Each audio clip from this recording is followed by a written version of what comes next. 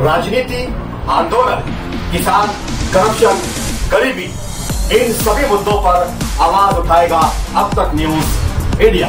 सत्ता के आगे जब भी सवाल कमजोर पड़ने लग जाए तो सवाल उठाने पड़ते हैं। बोल के लफ्ज आजाद है तेरे, बोल के सच जिंदा है अब तक। गरीबों और आम आदमी के अधिकारों के लिए संघर्ष करने वाले शेखर दादा पगार एक ऐसा नाम है जिसे मालेगांव तालुका में सभी लोग जानते हैं। राजनीति में कुछ लोग ऐसे होते हैं जो सत्ता में ना होते हुए भी बिना किसी बड़े नेता के समर्थन, बिना राजनीतिक चमक दमक के अपनी मेहनत से लोगों के दिलों में जगह बना लेते हैं। ऐसी ही एक शख्सियत है शेखर दादा पगार। कोई राजनीतिक विरासत न होने के बावजूद कभी कभी बेरोजगारी और प्रतिकूल परिस्थितियों से जूझने वाले शेखर पगार आज एक अधिकारवादी व्यक्ति के रूप में जाने जाते हैं, जिन्होंने अपनी उपलब्धियों के आधार पर मालेगांव तालुका में गरीबों की समस्या का समाधान किया।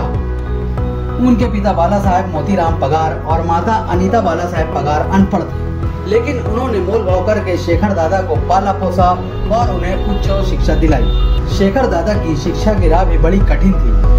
शेखर दादा जब दूसरी कक्षा में थे तब उनके पिता की मृत्यु हो गई, इसलिए उनकी मां ने घर की जिम्मेदारी उठाई और अपने बेटे की शिक्षा के लिए उन्होंने कड़ी मेहनत की। इस दुखदायक परिस्थिति से शेखर दादा को समाज की असल समस्याओं का पता चला। अपनी मां को मेहनत कर देख उन्होंने खुद से खेती करना शुरू कर दिया। पिता का साया न होने के कारण उन्होंने कई समस्याओं का सामना करते हुए अपनी पढ़ाई पूरी की।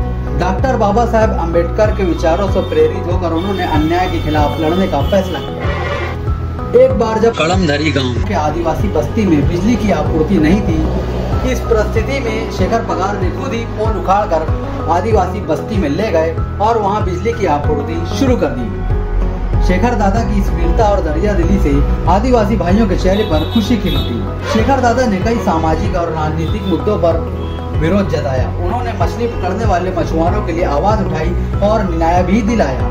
शेखर दादा पगार लोकशाही धड़क मोर्चा नामक संघर्ष समिति के संस्थापक और अध्यक्ष हैं। उन्होंने गरीबों के लिए आवास, शिक्षा, स्वास्थ्य सुविधाओं के लिए संघर्ष किया। उन्होंने किसानों के हक के लिए आंदोलन भी किया।